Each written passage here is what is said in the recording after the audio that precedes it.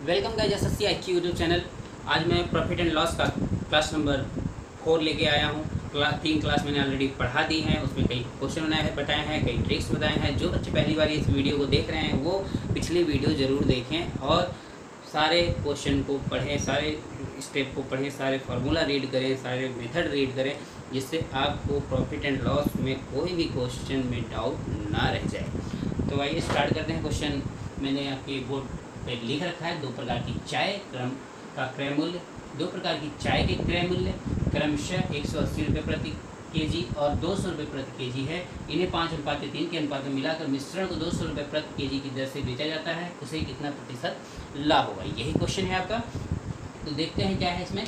तो हमारे पास क्रय मूल्य है 180 रुपया, किसका? चाय का। तो मान लीजिए पहली चाय जो है, पहली चाय, इसका क्रय मूल्य कितना है?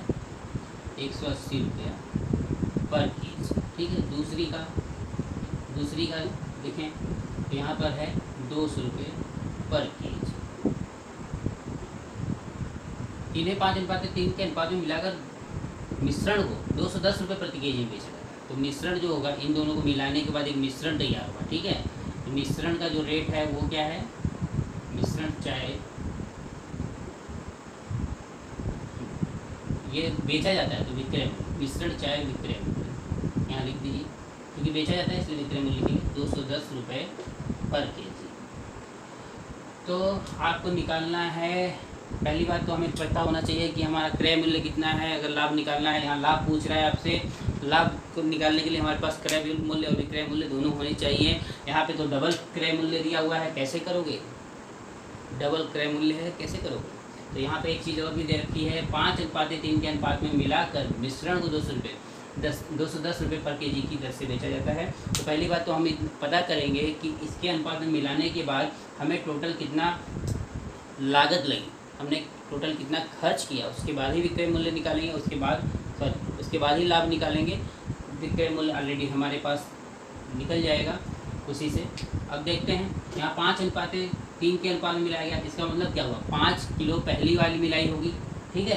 तो यहाँ पे क्या होगा? 5 किलो पहली वाली मिलाई होगी, इसमें 5 तो गुणा करा देंगे, क्योंकि 1 किलो का 180 रुपये है, तो 5 किलो का इसलिए गुणा करा दिया। अब मान लीजिए 3 किलो, अब ये 5 किलो तो पहली वाली मिलाई होगी, क्योंकि 5:3 का अनुपात बोल रहा है, तो पहला अनुपात दूसरा, तो पहला अनुपात दूसरा अनुपात, तो 3 किलो तो इसको मिलाया होगा, तो यहाँ पे हम 3 का मल्टीप्लाई करा देंगे।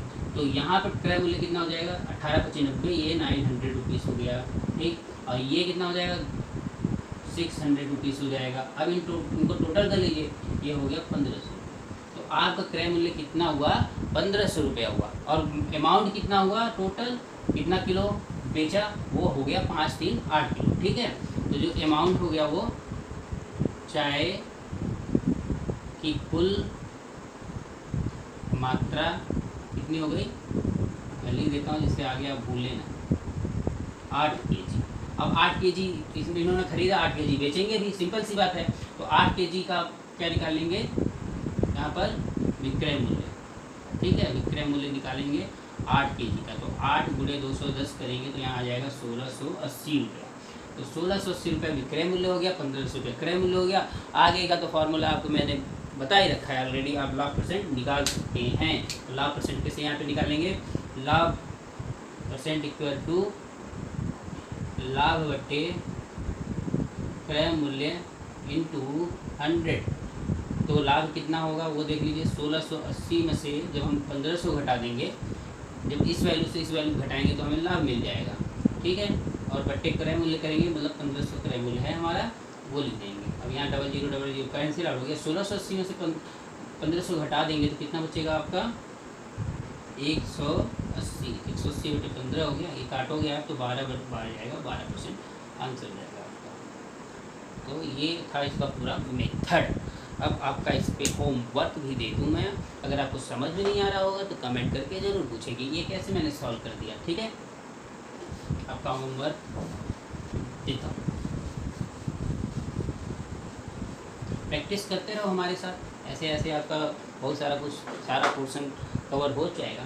देखिए यहाँ मैं कर देता हूँ आपका 300, यहाँ कर देता हूँ 500। ठीक है।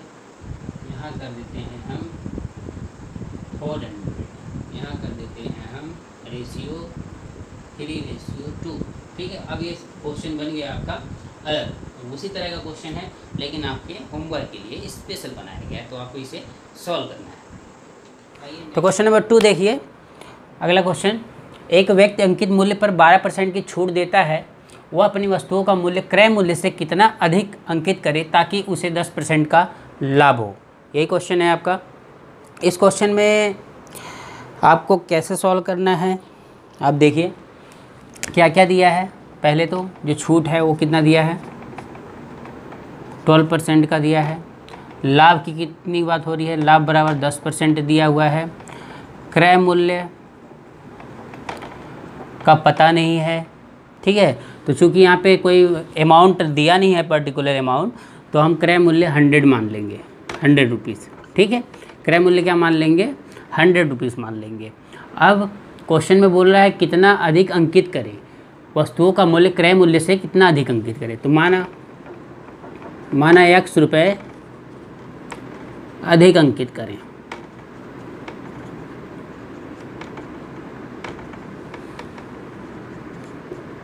तो ये X रुपये अधिक अंकित करेंगे और उसको किस में जोड़ेंगे, 100 में, तो क्या मिलेगा आपको, क्या मिलेगा आपको, अंकित मूल्य मिलेगा।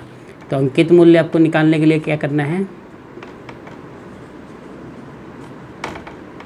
100 प्लस X करना है। अब ये जितने रुपए मिले ये क्या है, आपके अंकित मूल्य, ठीक है। अब क्या बोल रहा है क्वेश्चन में वो देखें, व्यक्ति अंकित मूल्य पर 12% की छूट देता है। तो भाई 12% की छूट देता है तो बिका कितने में, 88% पे बिका, तो उसका विक्रय मूल्य कितना हो गया, 88% हो गया, किसका, अंकित मूल्य का, ठीक है। तो अंकित मूल्य का अगर हम 88% निकालेंगे तो हमें क्या मिलेगा, विक्रय मूल्य मिलेगा। तो विक्रय मूल्य निकाल लीजिए आप, 100 प्लस X का 88%, ये हो गया, ये विक्रय मूल्य हो गया। अब क्वेश्चन में दिया है वह अपनी वस्तुओं का मूल्य क्रय मूल्य से कितना अधिक अंकित करे ताकि उसे 10% लाभ हो। मतलब क्या कि अगर वो 100 रुपये में सामान बेचता, अगर 100 रुपये उसकी ख़रीदारी होती तो उसको 110 में बेचेगा, तभी 10 रुपये लाभ होगा, तभी 10% का लाभ होगा, ठीक है। तो उसका अगला विक्रय मूल्य क्या होगा, तो यहाँ पे विक्रय मूल्य अगर हम निकालते हैं, क्रय मूल्य 100 रुपया दिया हुआ है, तो 100 प्लस 100 का 10% निकालेंगे, क्योंकि लाभ को भी ऐड करेंगे, इसमें लाभ को ऐड करेंगे तभी तो हमें विक्रय मूल्य मिलेगा। तो आप ऐड कर लें, प्लस 10 बराबर 110 रुपये हो गए। अब 110 रुपये इसके बराबर हो जाएगा, ठीक है, ये इसके बराबर हो जाएगा। तो इसके बराबर हो अगर हम रख देते हैं तो हमें x की वैल्यू निकल जाएगी हमारी, जो हमें फाइंड करनी है। तो हम क्या करेंगे, 100 प्लस X 88/100 बराबर 110 लिख देंगे। अब इसको आप सॉल्व कीजिए, 110 इंटू 100/88, एक काट देंगे, 11/88, यहाँ 10 बच जाएगा, यहाँ 1000 हो जाएगा, बटे 8 हो जाएगा, यहाँ 100 प्लस X हो जाएगा, ठीक है। इसको अगर हम काटते हैं तो कितना हो जाएगा, 125 आ जाएगा। 8 एकम 8 और 2 बचा, तो 8 दूनी 16, 4 बचा, 8 पच्चीस 40, 125 हो गया। तो 100 प्लस X इक्वल टू 125। तो X बराबर कितना हो जाएगा, 125 माइनस 100 बराबर 25 रुपीज़। मतलब उसे क्रय मूल्य से 25 रुपये ज़्यादा अंकित करने पड़ेंगे, तब जाके उसे लाभ 10% का मिलेगा। आपको समझ में आ गया क्लियरली। तो आपको अगर इस पर क्वेश्चन दिए जाएं सॉल्व करने के लिए तो कैसे करोगे आप, ये मैं लिख देता हूँ 20%, ठीक है, होमवर्क है आपका ये। इसको मैं लिख देता हूँ 20% और यहाँ पे भी मैं लिख देता हूँ 20%, ठीक। सेम क्वेश्चन है, इसे सॉल्व करके आपको कमेंट करना है। अब आइए नेक्स्ट क्वेश्चन देखते हैं।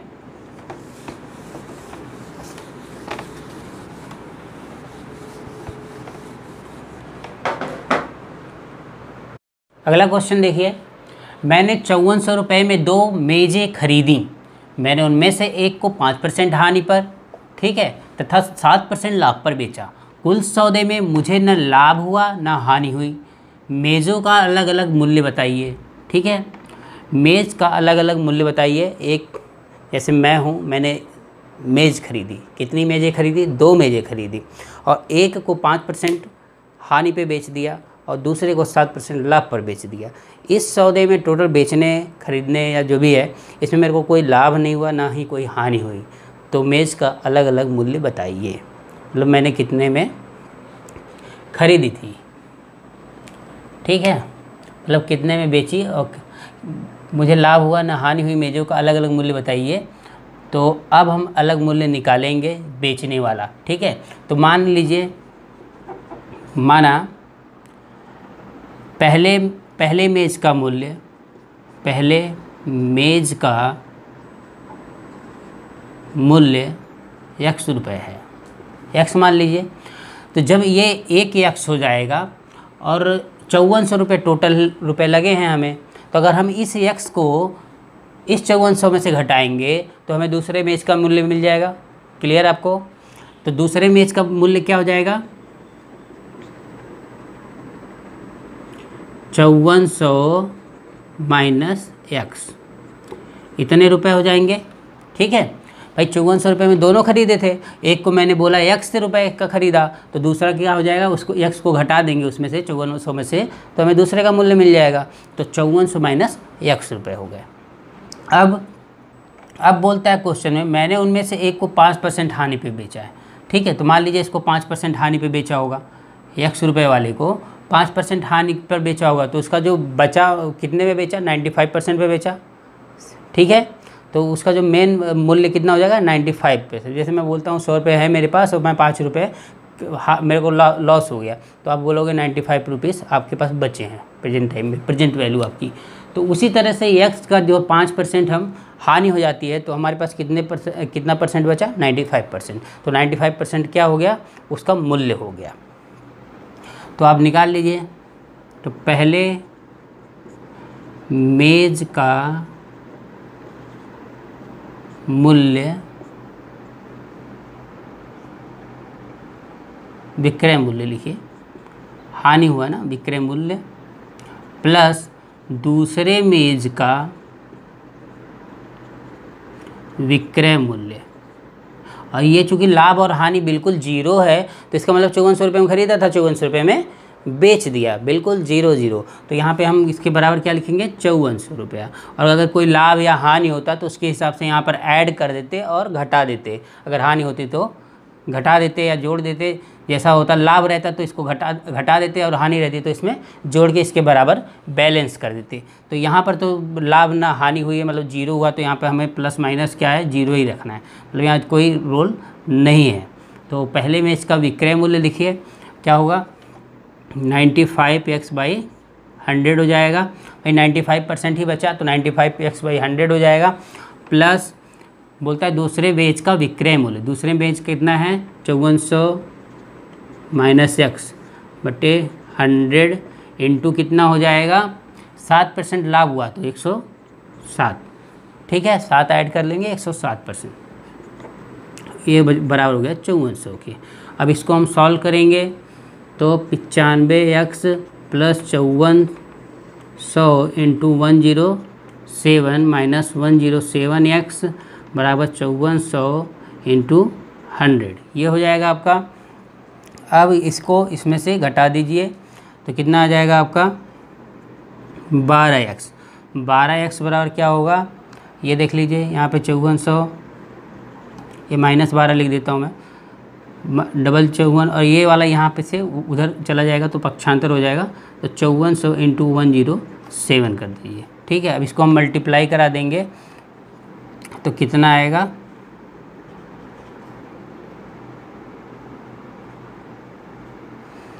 अब इसको हम मल्टीप्लाई कराएंगे तो आपका आएगा, इसमें ऐसे लिख दीजिए इसको 5400 100 प्लस 7, गुणा करना आसान हो जाएगा आपके लिए, तो लिख दीजिए -54। तो ये तो ख़त्म हो जाएगा इसके अंदर एंट्री होते ही, और -5400 इंटू 7 हो जाएगा, ठीक है। अब उसको हम यहाँ पे लाते हैं, यहाँ पे देखिए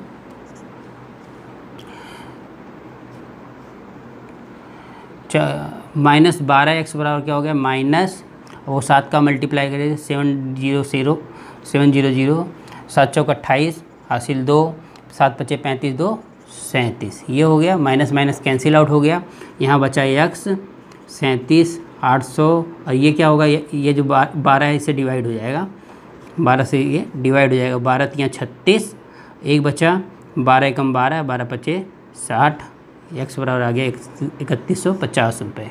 ठीक है, ये तो एक मैच का मूल्य हुआ। दूसरे का क्या होगा, दूसरे का 5400 माइनस x है, तो हम क्या करेंगे, इसी में से माइनस कर देंगे। 5400 माइनस 3150 बराबर 50 और 5400 है ना, तो 3 2 और यहाँ पर 2250, हाँ 2250 रुपये दूसरे का हो जाएगा। ये आपका आ गया 3150 और 2250, ये दोनों आपके आंसर हो जाएंगे। इसको इस तरह के भी क्वेश्चन आते रहते हैं, सारे एसएससी में पूछे हुए क्वेश्चन हैं जो मैं आपको इम्पोर्टेंट बता रहा हूँ यहाँ पर। इसे ज़रूर देखें और इस तरह के क्वेश्चन भी सॉल्व करें। तो अब मान लीजिए हम 5400 की जगह कुछ और रख देते हैं यहाँ पर। अगर हमारे पास 6000, उसने कहा 6000 में ख़रीदा होता तब क्या होता, 6000 में ख़रीदा होता और यहाँ पर होता 10%, ठीक है, और यहाँ होता 15% और सारा क्वेश्चन सेम रहता। तो आपको सॉल्व करके मेरे को बताना है, ये आपका होमवर्क हो गया। ठीक है, तो नेक्स्ट क्वेश्चन अब मैं बताता हूँ, और आपको अगर कोई भी डाउट है तो ज़रूर कमेंट सेक्शन में पूछें, आपको मैं फिर से बता दूँगा। ठीक है, और मैंने एक क्वेश्चन पिछले वीडियो में बताया था कि अगर यदि मान लीजिए कोई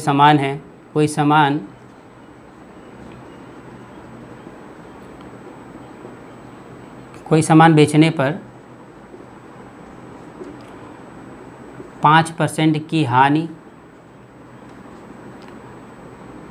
और कोई दो सामान बेचने पर एक में 5% की हानि होती है, एक में 5% की हानि और दूसरे में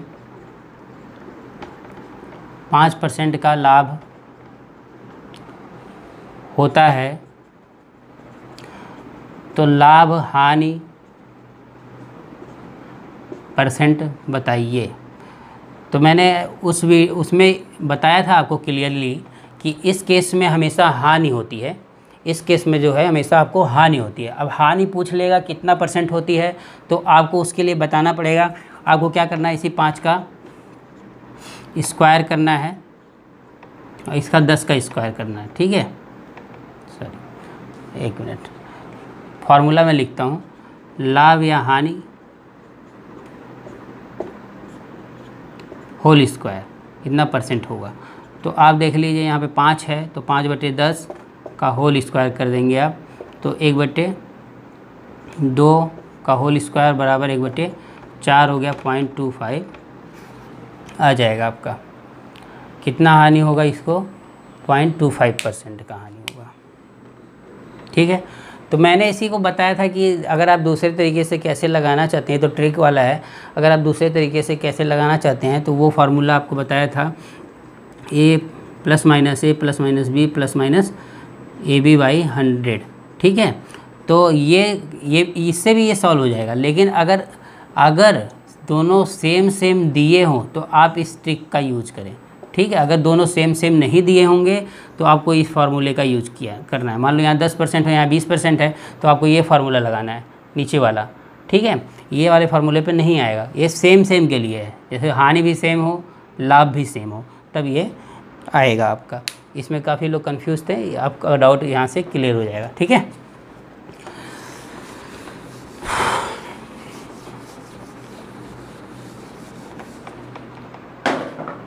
आइए नेक्स्ट क्वेश्चन देखते हैं। क्वेश्चन देखिए, ये अपनी वस्तुएं 20 से 20% कम मूल्य पर तथा 20 से 20% अधिक मूल्य पर बेचता है। सॉरी, यहाँ सी रहेगा, सी से 20% अधिक मूल्य पर बेचता है। एक व्यक्ति ए से 9600 रुपये के मूल्य की वस्तुएं खरीदता है, यदि वह व्यक्ति आधी वस्तुएं बी से तथा आधी वस्तुएं सी से खरीदता तो बताइए उससे लाभ या हानि कितना होता। ठीक है, यही क्वेश्चन है आपका। तो इसमें देखिए ए अपनी वस्तुएं बी से 20% कम मूल्य पर, तो बी से 20% कम मूल्य पर, तो बी का अगर 120 रुपये होता तो ये 100 रुपये में बेचता। कौन? ए।